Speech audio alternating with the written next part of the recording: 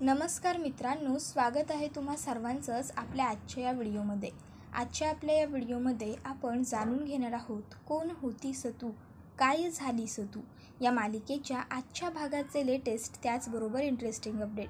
त्यामुळे पटापट व्हिडिओला लाईक करा, तसेच चॅनलला सबस्क्राईब करून बेल आयकॉन आठवणीने प्रेस करा, जेणेकरून तुम्हाला पुढच्या प्रत्येक व्हिडिओचं नोटिफिकेशन मिळत जाईल आणि सर्व व्हिडिओंचा आनंद हा अगदी उत्तम पद्धतीने घेता येईल. चला तर मग मित्रांनो, अजिबात वेळ वाया न घालवता सुरुवात करूया आपल्या आजच्या व्हिडिओला. तर आता आपण इकडे पाहतो, विद्या वहिनी, सचिन दादा त्याचबरोबर यश हे तिघंजणं मिळून चिकू, काऊ आणि उदयदादा यांच्या येण्याची स्वागताची तयारी करत असतात. छान गुलाबाच्या फुलांच्या पायघड्या घातलेल्या असतात. विद्याने छान माप ओलांडण्यासाठी माप आणून ठेवलेलं असतं. सगळं काही अगदी छान सुरळीत सुरू असतं. इतक्यात समोरून लहान मुलगी विद्याची पळत येते. आता ती आल्याबरोबर लगेचच विद्या तिचा हात पकडते आणि तिला म्हणते, ए पोट्टी, तू उगाच पळापळ करू नकोस इथे. जरी उगा इथे काही सांडलवण झाली ना तर तुला न रट्टा देईन मी एक ठेवून. त्याबरोबर लगेचच आता बाबा हे विद्याला म्हणायला लागतात, अगं विद्या, नको ओरडूस तिला. आज उदय आणि चिकू येणार आहेत ना, त्यामुळे सगळेजण खूप एक्सायटेड आहेत, उत्साही आहेत का सगळे. असू देत. त्याबरोबर लगेचच विद्या ही दोन्ही मुलांना आतमध्ये जाऊन खेळा बरं तुम्ही असं सांगून टाकते. तर इकडे आता कावेरी ही निघालेली असते. चिकू, काऊ आणि उदयदादासुद्धा तिच्याबरोबर असतात. तर आता कावेरीला आठवायला लागतं की ती ज्यावेळेस मुकुंदाजवळ बोलण्यासाठी टेकडीवर गेली आणि तिने त्याला फक्त हात लावला आणि मुकुंदा ताबडतोब खाली कोसळला. त्यानंतर मंदारने सगळ्या गावकऱ्यांसमोर तिला खोटी ठरवली. काकांनी जमीन माझ्या नावावर केली म्हणून हिका राग इलो आणि हिने स्वतःच्याच बापाशी मारल्याने अगं तुका लाज नाही काय वाटली. ह्या सगळ्या वागताना कित्या केलास ह्या सगळा असा वगैरे वगैरे सगळं कावेरीक आठवूक लागता. आता इखायसर मंदार म्हणालो होतो की आमका वाटला होता तू गावकऱ्यांचा हित करशील, भल्याचा बघशील, पण नाही, तू गावकऱ्यांका फसवूक निघाला होतास, लबाड असस तू. त्याचबरोबर गावकऱ्यांनी सुद्धा मंदारवर विश्वास ठेवला आणि कावेरीवर अविश्वास दाखवत सगळ्यांनी कावेरीला दोष दिला की वय वय ह्या मंदारच खरा बोलता, आम्ही सगळ्यांनी आमच्या डोळ्यानं पाहिला असा ही का खाली ढकलताना हिच्या बापसा. त्याबरोबर आता हे इथे कावेरी लगेच ओरडायला लागते, नाही नाही, नको नको बाबा, भाऊजी गाडी थांबवा. अहो, जर मी या गावातून निघून गेले तर लोकांना मंदार जे बोलतोय तेच खरं वाटेल. मीच माझ्या वडिलांचा जीव घेतला म्हणून मी इकडनं निघून गेले. नाही नाही भाऊजी, मला नाही जायचं कुठेच. गाडी थांबवा. तुम्ही आणि चिकूला घेऊन जा इकडनं. तुम्ही काऊ जा, चिकूला घेऊन जा. मी नाही जाणार कुठेच. मला परत जाऊ द्या. मला माझ्या बाबांजवळ जायचं आहे. बाबा, मला जायचं आहे. भाऊजी प्लीज गाडी थांबवा. भाऊजी प्लीज. आता कावेरी खूप जास्त ओव्हर पॅनिक झालेली असते. त्याबरोबर लगेचच उदयदादा हा तिला म्हणायला लागतो, कावेरी शांत हो. तुला कळतंय का तू काय बोलते असते? अगं थोडा तरी प्रॅक्टिकली विचार कर ना तू. तुला माहिती आहे ना, तू मंदारच्या डोक्यात गावातल्या सगळ्या लोकांसमोर फावडं घातलंयस. जर आता पुन्हा तू तिकडे गेलीस तर गावकरी तुला सोडणार नाहीत आणि त्याहून महत्त्वाचं, ते तुला डायरेक्ट पोलिसांच्या ताब्यात देऊन टाकतील. शांत हो. आमच्याबरोबर पुण्याला चल. तिकडे तू थोडे दिवस का होईना पण सेफ राहशील. तिकडेच चल तू आमच्याबरोबर. तर आता इकडे काऊसुद्धा कावेरीला समजावून सांगते, हे बघ कावेरी, उगाच तू हट्ट करू नकोस. तू ऐक ना हे काय सांगतायत त्यांचं, प्लीज शांत हो. त्याबरोबर आता इकडे तयार होऊन आलेले असतात. झाली का सगळी तयारी असं विचारल्याबरोबर सगळ्यांची नजर मानवरती जाते. आता माननी उदयदादाने दिलेली साडी नेसलेली असल्यामुळे खूप जास्त सुंदर दिसत असतात. त्याबरोबर काकू ही माना म्हणायला लागते, वा वा वहिनी, खरंच खूप सुंदर दिसताय तुम्ही.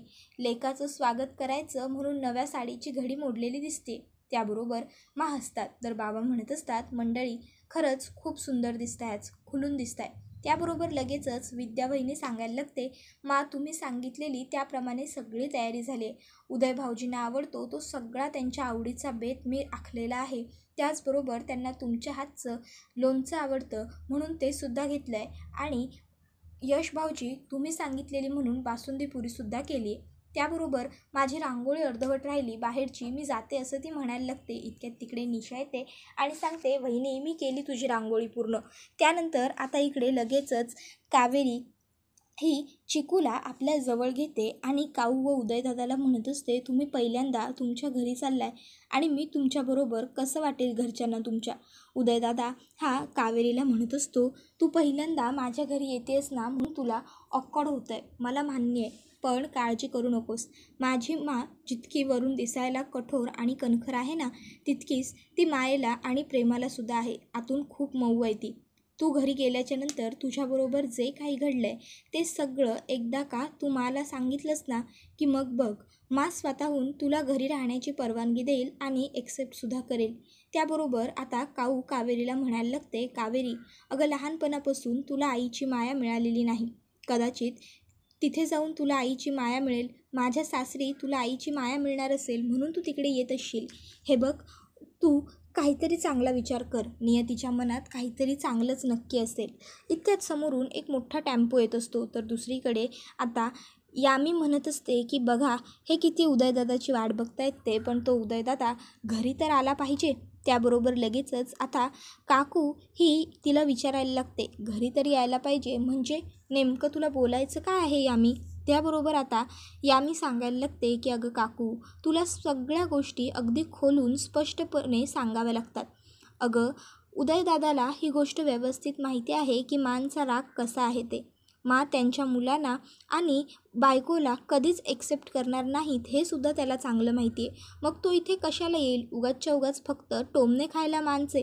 त्याबरोबर आता समोरून एक मोठा टेम्पो, एक लॉरी आलेली असते आणि आता उदयदादाची गाडी ही तिथूनच पास होत असते. उदयदादा कसाबसा त्या टेम्पोला कट देऊन तिकडनं व्यवस्थित बाहेर पडतो. पण इतक्यात इकडे उदयदादाचा एक फोटो पडतो आणि त्याची काच फुटते. आता चुकून काकूच्या धक्क्यानेच हा फोटो पडलेला असतो. मा लगेचच म्हणायला लागतात की काय गं, तुला बघता नाही का येत. त्याबरोबर लगेच आता काकू ही सांगायला लागते, अहो वहिनी, नाही हो, चुकून पडलं माझ्या हातून तो फोटो, चुकून धक्का लागला, मी मुद्दामून नाही केलेलं, खरंच मला नाही कळलं कसं झालं ते असं. पण खरं बोलू का, उदयचा फोटोसुद्धा आत्ताच फुटायला हवा होता का. मला भीती वाटते आता, म्हणजे अजून उदय घरी आलेला नाही आहे आणि फोटोही आत्ताच फुटला, काय होईल. त्याबरोबर लगेचच आता मा म्हणायला लागतात, तुला किती वेळा सांगितलं आहे जरा शुभ बोलत जा म्हणून, घरात हे असलं काहीतरी बोलत जाऊ नकोस. वास्तू नेहमी तथास्तू म्हणत असते. आणि मग मा लगेचच हात जोडतात आणि प्रार्थना करतात, सगळी घरी सुखरूप येऊ देत. तर आता इकडे मांनी प्रार्थना केल्याबरोबर अचानक आता दिवा विझतो. विद्यावहिनी लगेच म्हणते, अरे दिवा विझला. त्याबरोबर मात्र आता एकावर एक दोन अपशकून झालेले असतात. इतक्यात पटकन लाईट्स जातात. आता लाईट्स गेल्याबरोबर सगळ्यांना आश्चर्य वाटतं की हे सगळं काय सुरू आहे. सगळेजण एकमेकाकडे पाहायला लागतात. तर इकडे आता यश हा विचार करतो की उदयदादाला निघून बराच वेळ झाला आहे, इतक्यापर्यंत तो यायला हवा होता, कॉल करून बघितलं पाहिजे त्याला कुठपर्यंत पोहोचलेत काय. मग लगेचच यश हा त्याच्या बेडरूममध्ये येतो आणि पटकन उदयदादाला कॉल करायला लागतो. आपण ज्या क्रमांकाशी संपर्क करू इच्छिता तो सध्या बंद आहे असं 2-3 वेळा सांगितलं जातं. इतक्यात त्या ठिकाणी आता लगेचच निशा आलेली असते. निशा येते आणि आता यशला म्हणत असते, दादा. त्याबरोबर यश विचारतो, आला का बाहेर उदयदादा. त्यावर लगेच आता निशा सांगते, नाही दादा, अरे मला वाटलं तुझा फोन उदयदादाबरोबर झाला असेल म्हणून मी तुला तेच विचारायला आले, कुठपर्यंत पोहोचला उदयदादा. त्यावर यश सांगत असतो, अगं त्याचा फोन नॉट रिचेबल लागतोय. त्यावर लगेचच निशा म्हणत असते, अरे कदाचित रस्त्यात बॅटरी संपली असेल. बरं. त्याबरोबर यश म्हणतो, अगं पण त्याच्या त्या गावावरून पुण्याला यायला 10 तास लागतात, ऑलरेडी 10 तास होऊन गेलेत, म्हणून मला काळजी वाटते. त्यावर निशा म्हणत असते, अरे दादा, असा काय विचार करतोयस तू, त्यांच्याबरोबर चिकू ही आहे ना, चिकूचा पहिला प्रवास आहे, त्यामुळे कदाचित ते लोक थांबत थांबत त्याला त्रास होऊ नये म्हणून येत असतील, तू काळजी नको करूस. त्यावर यश म्हणतो, हो मे बी तसंच झालं असेल कदाचित. बरं, तू काय बोलत होतीस. त्यावर निशा सांगत असते, दादा, अरे ते फ्रेमचं प्रकरण झालं आहे ना, त्यानंतर घरात बघ सगळेच जण अपसेट आहेत, तू जरा माझ्याबरोबर बाहेर चल ना. हो हो चल, असं म्हणत दोघंही भावंडं तिकडनं बाहेर जातात. तर तोपर्यंत आता इकडे कावेरी ही घरी पोहोचलेली असते आणि तिने बरोबर चिकूलासुद्धा आणलेलं असतं. आता सगळा अंधार असतो आसपास, कावेरीला काहीही दिसत नसतं. तर आता मांनी जे ब्रह्मकमळ लावलेलं असतं त्या ब्रह्मकमळाची फुलं आज खुललेली असतात. तर इकडे मा ह्या पुन्हा एकदा निरांजनात वात पेटवत असतात. इतक्यात त्या ठिकाणी आता त्यांना लहान बाळाच्या रडण्याचा आवाज यायला लागतो. सगळेजण दारात येतात तर कावेरीला समोरचं काहीच दिसत नसल्यामुळे चुकून काऊसाठी जे माप ठेवलेलं असतं ते माप कावेरी ओलांडते. कावेरीचा पाय जसाच मापाला लागून तांदूळ खाली सांडतात तशाच घरात लाईटी येतात, दिवे सुरू होतात. सगळेजण लगेच खुश होत म्हणतात, वा वा वा, मस्त, नवीन सुनेचं घरात आगमन झालं आणि लक्ष्मी आल्याबरोबर सगळ्या दिवेसुद्धा यायला लागले. मस्त, लक्ष्मीच्या येण्याने घरात अगदी सगळा प्रकाश झाला. त्याबरोबर लगेच निशा म्हणते, वहिनी, अगं उदयदादा कुठे आहे? बाहेर आहे का तो? थांबा 1 मिनटं. आणि मग लगेचच निशा ही आता उदयला बघण्यासाठी बाहेर जाते, पण तिला उदयदादा कुठेच बाहेर दिसत नाही. ती घरात येते, पण घरात येताना तिला ब्रह्मकमळ फुललेलं दिसतं. निशा घरात येऊन मांना आवडीने सांगते, मा, अगं इतके दिवसांपासून आपण जे ब्रह्मकमळ फुलण्याची वाट पाहत होतो ना, फायनली आपलं ब्रह्मकमळ फुललं आहे. खरंच आपली वहिनी खूप लकी आहे आपल्याला. त्याबरोबर आता लगेचच निशा ही कावेरीकडे बघते आणि कावेरीला म्हणते, वहिनी, आणि ती चिकूला घेण्यासाठी हात पुढे करते. कावेरी घाबरून हात मागे करते. त्याबरोबर आता कावेरीला हे एवढं सगळं लागलेलं असतं ते बघून आता निशा तिला विचारते, अगं वहिनी, हे काय, तुला एवढं सगळं कसं लागलं, कुठे लागलं? तर आता लगेचच बाबासुद्धा कावेरीला विचारायला लागतात, तू आणि उदय दोघं मिळून येणार होतात ना, मग तू एकटीच का आलीस चिकूला घेऊन? आता मात्र कावेरी सगळ्यांनी एकदम प्रश्न विचारल्यामुळे घाबरलेली असते, ती काहीच उत्तर देत नसते. तर आता काकू म्हणायला लागतात की ही मुलगी काहीच बोलत नाही आहे, त्यामुळे आता ना मला भीतीच वाटायला लागली आहे. अगं मुली, काहीतरी बोल ना, तू एकटीच का आलीस? उदय कुठे आहे आमचा? त्याबरोबर आता मात्र मा ह्या कावेरीला विचारायला लागतात, काय विचारतायत तुला घरातले सगळे? काहीतरी उत्तरं दे, कुठे आहे आमचा उदय? बोल ना. आता मात्र कावेरी खूप घाबरते. तर इकडे यश हा मनातल्या मनात विचार करायला लागतो की हा मुलगा तर माझ्या उदयदादाचाच आहे, पण ही जी मुलगी आहे ती माझी वहिनी नाही आहे, ही उदयदादाची बायको नाहीच आहे. मग ही मुलगी आहे तरी कोण? आता यश हा त्याच्याच विचारात हरवलेला असतो की ही मुलगी कोण आहे, कारण ही काऊ तर नक्कीच नाही आहे हे त्याला माहीत असतं. तर आता लगेचच बाबा हे म्हणायला लागतात की उदय कुठे आहे? काय विचारतोय आम्ही तुला सगळेजण, सांग ना, कुठे आहे उदय? आता इकडे कावेरी काहीच उत्तर देत नसल्या कारणामुळे घरात सगळ्यांनाच काळजी वाटायला लागते की ही मुलगी काहीच का बोलत नाही आहे, उदयदादा कुठे राहिला? त्याबरोबर लगेचच आता मा कावेरीला खडसावून विचारतात, काय विचारतायत तुला सगळे? कुठे आहे माझा मुलगा? कुठे आहे माझा उदय? आता माझा उदय कुठे आहे, माझा मुलगा कुठे आहे, असं माननी विचारल्यानंतर कावेरीला लगेच आठवायला लागतं की ते लोक रस्त्याने येत असताना एक मोठाच्या मोठा टेम्पो त्यांच्या समोर आला आणि त्या टेम्पोने त्यांना कट दिला आणि उदयदादाने कसं बसं गाडी बाजूला घेऊन ॲक्सिडेंट होण्यापासून वाचवलं. त्यानंतर उदयदादा ब्रेक मारण्याचा प्रयत्न करत होता, पण गाडीचे ब्रेक फेल होते. गाडीला त्याला स्लोही करता येत नव्हतं आणि थांबवताही येत नव्हतं. म्हणून मग उदयदादाने कावेरीला चिकूला घेऊन गाडीतून खाली उडी मारायला सांगितली. कावेरी, मी तुम्हाला सोडून उडी मारणार नाही, मी कशी जाऊ तुम्हाला सोडून, असं म्हणत होती. उदयदादाने कावेरीचा सीट बेल्ट काढला, गाडीचा दरवाजा उघडला आणि तिला उडी मारायला तो सांगत होता. कावेरी, मी नाही उडी मारणार भाऊजी, असं कसं करू मी, असं म्हणत होती. तर आता उदयदादाने तिला समजावलं की अगं दोन्ही बाजूला दरी आहे, आपल्याला उड्याच माराव्या लागतील, उडी मार. पण कावेरी उडी मारत नव्हती, म्हणून उदयदादाने तिला धक्का मारून गाडीतून खाली पाडून टाकलं. आणि ज्यावेळेस उदयदादा आणि काऊ दोघंजणं उड्या मारणार होते तोपर्यंत गाडी दरीत कोसळली. आता लगेचच इकडे यश हा कोणाबरोबर तरी फोनवर बोलतो आणि त्याचे डोळे पाण्याने भरलेले असतात, डोळे पूर्ण लाल झालेले असतात. मा उदयदादाला विचारत असते, काय झालं, काय बोलले, सांग ना लवकर मला, यश बोल ना काहीतरी.